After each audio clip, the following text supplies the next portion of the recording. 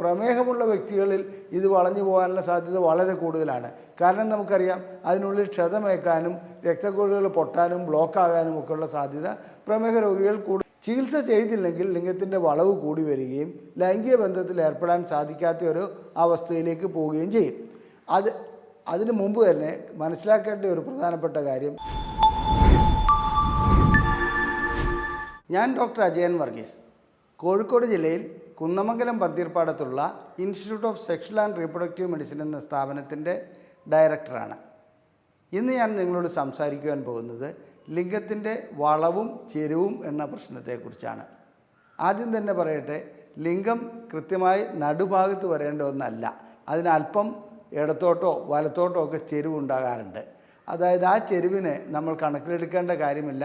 ലൈംഗിക ബന്ധം ശരിയായി നടക്കുന്നുണ്ടെങ്കിൽ ഇടത്തോട്ട് ചെരിഞ്ഞ് കിടന്നാലും വലത്തോട്ട് ചെരിഞ്ഞ് കിടന്നാലും ലിംഗത്തെക്കുറിച്ച് വ്യാകുലപ്പെടേണ്ടതുമില്ല.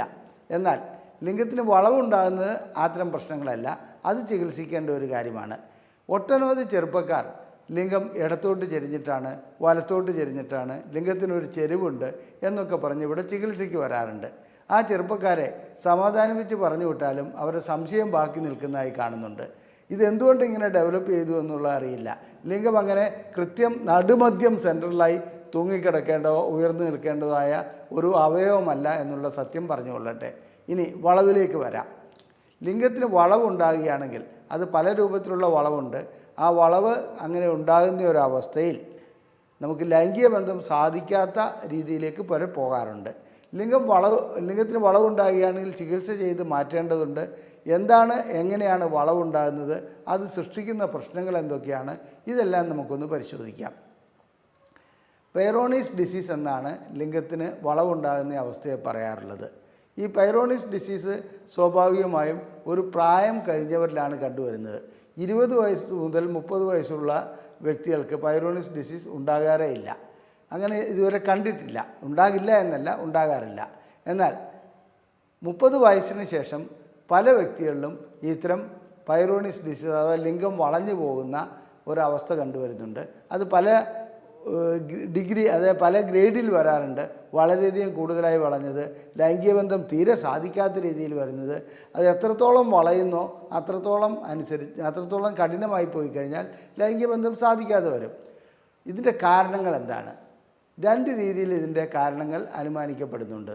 അത് വ്യക്തമായി തെളിയിക്കപ്പെട്ടിട്ടില്ലെങ്കിൽ കൂടി ഒന്നാമത്തെ കാരണം ലൈംഗികമായിട്ടുള്ള തീവ്രമായ ലൈംഗിക പ്രവർത്തനത്തിൽ ഏർപ്പെടുമ്പോൾ ലിംഗത്തിനകത്തുണ്ടാകുന്ന ക്ഷതങ്ങളായിരിക്കാം ഇതിൻ്റെ കാരണമെന്നാണ് കണക്കിലാക്കപ്പെടുന്നത്.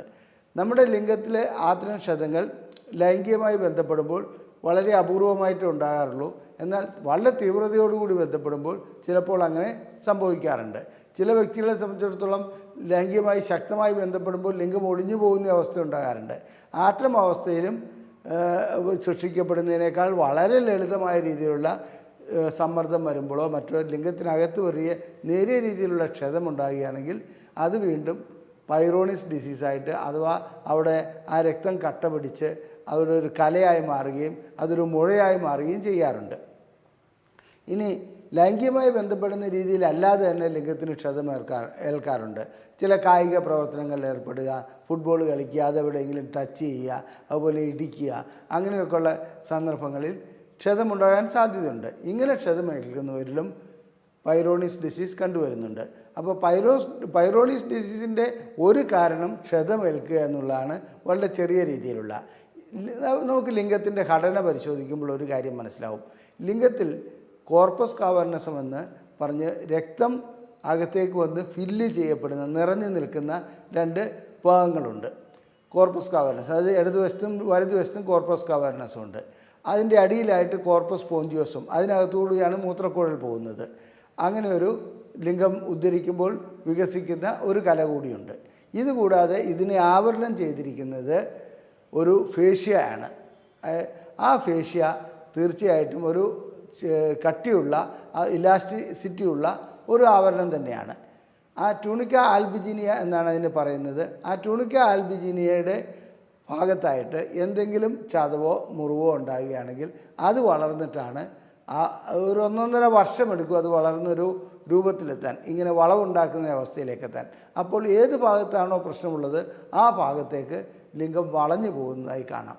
ഇതിന് മറ്റു കാരണങ്ങൾ പറയുന്നത്, അതായത് ഓട്ടോ ഇമ്മ്യൂൺ ഡിസീസ്, നമ്മുടെ ശരീരം തന്നെ, ശരീരത്തിൻ്റെ പ്രതിരോധ ശക്തി തന്നെ ശരീരത്തിനെതിരായി പ്രവർത്തിക്കുന്ന ഒരവസ്ഥയാണല്ലോ ഓട്ടോ ഇമ്മ്യൂൺ ഡിസീസ്. അങ്ങനെ വരുന്ന അവസ്ഥയിൽ ഇത്തരം വളവ് ഉണ്ടാകുന്നതായി കാണപ്പെടുന്നുണ്ട്. ചിലർക്ക് ജനിതകമായി ചില തകരാറുകളുള്ളവർക്കും ഇങ്ങനെ ലിംഗം വളഞ്ഞു പോകുന്നതായി കാണപ്പെടുന്നുണ്ട്. അപ്പോൾ ലിംഗം വളഞ്ഞു പോകുന്നതായി കാണപ്പെടുന്നതിൻ്റെ കാരണങ്ങളിൽ ചതവും അത് ഏൽക്കുന്നത് മാത്രമല്ല, അതായത് ഓട്ടോഇമ്യൂൺ ഡിസീസുണ്ട്, അതുപോലെ ജനിതകമായിട്ടുള്ള മറ്റു കാര്യങ്ങളുണ്ട്. ഇത്തരം വ്യക്തികളെ സംബന്ധിച്ചിടത്തോളം ലിംഗം വളഞ്ഞു കഴിയുമ്പോഴാണ് അവർ ഈ പ്രശ്നങ്ങൾക്ക് ചികിത്സയുമായി വരാറുള്ളത്. പക്ഷേ നേരിയ വേദന ആദ്യം മുതലേ ഇത്തരം വ്യക്തികളിൽ അനുഭവപ്പെടുന്നുണ്ട്. അത്തരം വേദനകളെ അവർ അവഗണിക്കുന്നതായിട്ടാണ് കാണപ്പെടുന്നത്. അപ്പോൾ അങ്ങനെ അവഗണിക്കുന്ന നേരിയ വേദന ഭാവിയിൽ ലിംഗം വളയുവാനുള്ള കാരണമായി മാറാറുണ്ട്. എനിക്ക് പറയാനുള്ളത്, നിങ്ങളുടെ ലിംഗത്തിന് നേരിയ രീതിയിലുള്ള വേദന എപ്പോഴെങ്കിലും അനുഭവപ്പെടുകയാണെങ്കിൽ അതിൻ്റെ കാരണം കണ്ടുപിടിക്കണം. ഏതെങ്കിലും രീതിയിലുള്ള ക്ഷതമേറ്റിട്ടോ അല്ലെങ്കിൽ ഓട്ടോഇമ്യൂൺ ഡിസീസ് കൊണ്ടോ എങ്ങനെയെങ്കിലും ആ രീതിയിലുള്ള പ്രശ്നങ്ങൾ വന്നതുകൊണ്ടാണ് ഇതിൻ്റെ വേദന അനുഭവപ്പെടുന്നതെങ്കിൽ അത് ഭാവിയിലേക്ക് പൈറോണിസ് ഡിസീസായി മാറാൻ സാധ്യതയുണ്ട്. ഇനി ഇങ്ങനെയുള്ളൊരു അവസ്ഥ വന്നു കഴിഞ്ഞാൽ എന്താണ് ചെയ്യേണ്ടത്? തീർച്ചയായിട്ടും ഡോക്ടറെ കാണണം. ഡോക്ടർ നിങ്ങളോട് കുറച്ച് ചോദ്യങ്ങൾ ചോദിക്കും. ഇതെപ്പോൾ തുടങ്ങി, എങ്ങനെ തുടങ്ങി, എത്ര കാലമായിട്ട് തുടങ്ങി. അതുപോലെ തന്നെ പ്രമേഹമുള്ള വ്യക്തികളിൽ ഇത് വളഞ്ഞു പോകാനുള്ള സാധ്യത വളരെ കൂടുതലാണ്. കാരണം നമുക്കറിയാം, അതിനുള്ളിൽ ക്ഷതമേക്കാനും രക്തക്കുഴലുകൾ പൊട്ടാനും ബ്ലോക്കാകാനും ഒക്കെയുള്ള സാധ്യത പ്രമേഹ രോഗികൾ കൂടുതലാണ്. അപ്പോൾ പ്രമേഹം ഒരു ഘടകമാണ്. അപ്പോൾ ഡോക്ടർ ചോദിക്കുന്ന ചോദ്യങ്ങൾ പ്രധാനപ്പെട്ട ഒന്നാണ്, പ്രമേഹമുണ്ടോ, അതുപോലെ തന്നെ മറ്റ് തകരാറുകളുണ്ടോ എന്നുള്ളത്.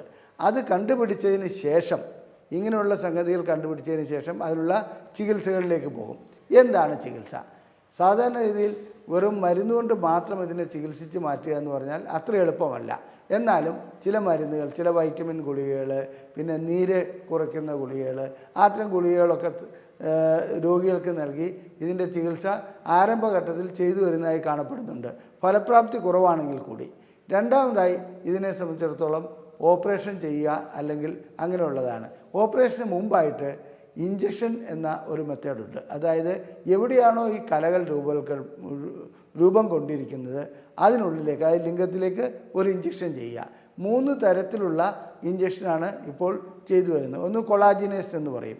എന്ന് പറഞ്ഞാൽ അത് ആ കലകളെ നശിപ്പിച്ച് കളയുന്ന ഒരു ഇഞ്ചക്ഷനാണ്.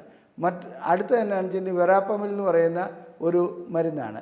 അതും പ്രഷറിന് ഉപയോഗിക്കുന്ന ഒരു ഗുളിയാണ്. അത് ഇഞ്ചക്ഷൻ രൂപത്തിൽ ലഭിക്കുമായിരുന്നു. അങ്ങനെ ഇഞ്ചക്ഷൻ രൂപത്തിൽ ലഭിക്കുന്ന അത്തരം ഗുളികളല്ല, ഇഞ്ചക്ഷൻ ലിംഗത്തിലേക്ക് ഈ നേരത്തെ സൂചിപ്പിച്ച പോലെ തന്നെ ഇഞ്ചക്ഷൻ ചെയ്യുകയാണെങ്കിൽ അതിന് പരിഹാരമുണ്ടാക്കാൻ കഴിയുന്നുണ്ട്. 1-2 സിറ്റിംഗ് വേണ്ടി വരും. മൂന്നാമതായി ഇൻറ്റർഫെറോൺ ചികിത്സ ഈ ഇഞ്ചക്ഷൻ വഴിക്ക് തന്നെ ചെയ്യാൻ പറ്റും. ഇതുകൊണ്ട് ഈ ഇഞ്ചക്ഷൻ വഴിക്ക് ഇഞ്ചക്ഷൻ ചികിത്സകൾ ചെയ്തതിന് ശേഷം ട്രാക്ഷൻ തെറാപ്പി എന്ന് പറയുന്ന ഒരു ചികിത്സയുണ്ട്. അതിൻ്റെ ചിത്രം ഞാനിവിടെ കാണിച്ചിട്ടുണ്ട്. ലിംഗത്തിന് വളഞ്ഞു നിൽക്കുന്ന ലിംഗത്തിനെ നേരെയാക്കിക്കൊണ്ടൊരു ട്രാക്ഷൻ ഇടുക. അത് സാധാരണ രീതിയിൽ അത് കുറച്ച് കാലം കഴിയുമ്പോൾ അത് നേരെയായി കിട്ടുമെന്നുള്ള ഒരു സങ്കല്പമാണ്. അങ്ങനെ അത് ചെയ്യാറുണ്ട്, ഫലപ്രദമായി കണ്ടിട്ടുമുണ്ട്. ഇതിന് ശേഷം ചെയ്യുന്നതാണ് ശസ്ത്രക്രിയ. ആ കലയുള്ള ഭാഗം കട്ട് ചെയ്ത് മാറ്റിയിട്ട് അവിടെ മറ്റു ഭാഗത്തു നിന്ന് സ്കിന്നോ അല്ലെങ്കിൽ വേറെ എന്തെങ്കിലും കലകളോ കൊണ്ടുവന്ന് ഇത് ചെയ്യുക. മിക്കപ്പോഴും ഫേഷ്യ തന്നെ ആയിരിക്കും എടുത്ത് അവിടെ ഇത് തുന്നി പിടിപ്പിക്കുക. ഈ രീതിയിലുള്ള ചികിത്സകളാണ് ഇതിന് ചെയ്തു വരുന്നത്. ചികിത്സ ചെയ്തില്ലെങ്കിൽ ലിംഗത്തിൻ്റെ വളവ് കൂടി വരികയും ലൈംഗിക ബന്ധത്തിൽ ഏർപ്പെടാൻ സാധിക്കാത്ത ഒരു അവസ്ഥയിലേക്ക് പോവുകയും ചെയ്യും.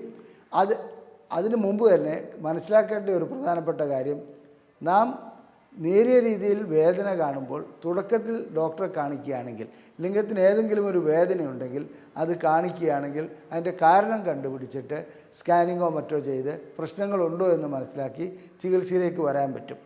അപ്പോൾ ലിംഗത്തിൻ്റെ ചെരിവല്ല പ്രശ്നം, വളവാണ് പ്രശ്നം. അങ്ങനെ വളവുണ്ടാകുന്ന ഒരു വ്യക്തിയെ സംബന്ധിച്ചിടത്തോളം ലൈംഗിക ബന്ധത്തിൽ ഏർപ്പെടാൻ കഴിയുന്നത്രയും കാലം ബന്ധപ്പെടുന്നതും നല്ലതാണ്, ബന്ധപ്പെടാതിരിക്കുകയല്ല വേണ്ടത്.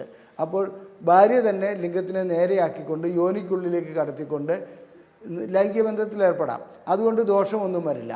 അതേസമയത്ത് വളവ് കൂടിക്കൂടി വരുന്ന ഒരവസ്ഥയിൽ പ്രത്യേകം ശ്രദ്ധിക്കേണ്ടതുണ്ട്. ഇതിന് ചികിത്സ നൽകാതിരിക്കുകയാണെങ്കിൽ അത് ഭാവിയിൽ ദോഷം ചെയ്യും. പിന്നെ ഒരു കാര്യം പറയട്ടെ, ഇത് അർബുദമല്ല, ഇതൊരു സാധാരണ പ്രശ്നങ്ങളൊന്നുമില്ലാത്ത ഒരു മുഴ മാത്രമാണ്. അതിന് ചികിത്സ വഴിക്ക് ഏതെങ്കിലും രൂപത്തിലുള്ള മെഡിസിൻ വഴിക്കോ ഇഞ്ചക്ഷൻ വഴിക്കോ അല്ലെങ്കിൽ ഓപ്പറേഷൻ വഴിക്കോ ചികിത്സ ചെയ്ത് മാറ്റി കഴിഞ്ഞാൽ പിന്നീട് പ്രശ്നങ്ങളൊന്നും ഉള്ളതായി കാണപ്പെടുന്നില്ല. എന്നാൽ വളരെ അപൂർവം വ്യക്തികളിൽ ഓപ്പറേഷനൊക്കെ ചെയ്തു കഴിഞ്ഞാൽ പിന്നീട് എന്താണെന്ന് വെച്ചാൽ ഇതിൻ്റെ ലിംഗത്തിൻ്റെ ശക്തി, ബലം കുറയുന്നതായി കാണുന്നുണ്ട്. അതുപോലെ തന്നെ ഇഞ്ചക്ഷൻ തെറാപ്പി ചെയ്തിട്ട് ഇത് മാറ്റുകയാണെങ്കിലും ഇഞ്ചക്ഷൻ്റെ പ്രശ്നം കൊണ്ടല്ല, അവരുടെ ലിംഗം ചുരുങ്ങിപ്പോകുന്നതായും, അത്രയും ഭാഗത്തിനൊരു ക്ഷതമേറ്റല്ലോ, ലിംഗം ചുരുങ്ങിപ്പോകുന്നതായും ലൈംഗിക ശേഷി കുറയുന്നതായും കാണുന്നുണ്ട്. അപ്പോൾ തുടക്കത്തിൽ തന്നെ നാം ഇത് കണ്ടുപിടിച്ച് വേദന അനുഭവപ്പെടുന്ന അവസ്ഥയിൽ അതിനെ അവഗണിക്കാതെ ചികിത്സയ്ക്ക് വന്ന് കാരണങ്ങൾ കണ്ടുപിടിച്ച് പരിശോധനകൾ നടത്തി അതിനുള്ള ചികിത്സയിലേക്ക് പോവുകയാണെങ്കിൽ തീർച്ചയായിട്ടും ഇത് നമുക്ക് പരിപൂർണമായി പരിഹാരം കണ്ടെത്തുവാൻ കഴിയുന്ന ഒരു കാര്യമാണ്. നിങ്ങളുടെ പരിചയത്തിൽ ലൈംഗികമായി എന്തെങ്കിലും ബുദ്ധിമുട്ട് അനുഭവപ്പെടുന്ന ഏതെങ്കിലും വ്യക്തികളുണ്ടെങ്കിൽ അവർക്ക് ഈ വീഡിയോ ഷെയർ ചെയ്യുവാൻ അഭ്യർത്ഥിക്കുന്നു. ഞങ്ങൾ പ്രസിദ്ധീകരിക്കുന്ന ലൈംഗികമായിട്ടുള്ള പുസ്തകങ്ങൾ നിങ്ങൾക്ക് സൗജന്യമായി ഞങ്ങൾ അയച്ചു തരുന്നതാണ്. ഇവിടെ തന്നിരിക്കുന്ന നമ്പറിൽ ISRM എന്ന് ടൈപ്പ് ചെയ്ത് ഞങ്ങൾക്ക് വാട്സപ്പ് ചെയ്യുകയാണെങ്കിൽ ഈ പുസ്തകങ്ങൾ നിങ്ങൾക്ക് സൗജന്യമായി നൽകുന്നതാണ്. അതുപോലെ തന്നെ ഞങ്ങളുടെ വീഡിയോ ഇഷ്ടപ്പെട്ടുവെങ്കിൽ ഷെയർ ചെയ്യുക. അതുപോലെ തന്നെ ഈ ചാനൽ സബ്സ്ക്രൈബ് ചെയ്യുക. നിങ്ങളുടെ അഭിപ്രായങ്ങൾ കമൻറ്റ് ബോക്സിൽ രേഖപ്പെടുത്തുക. നന്ദി, നമസ്കാരം.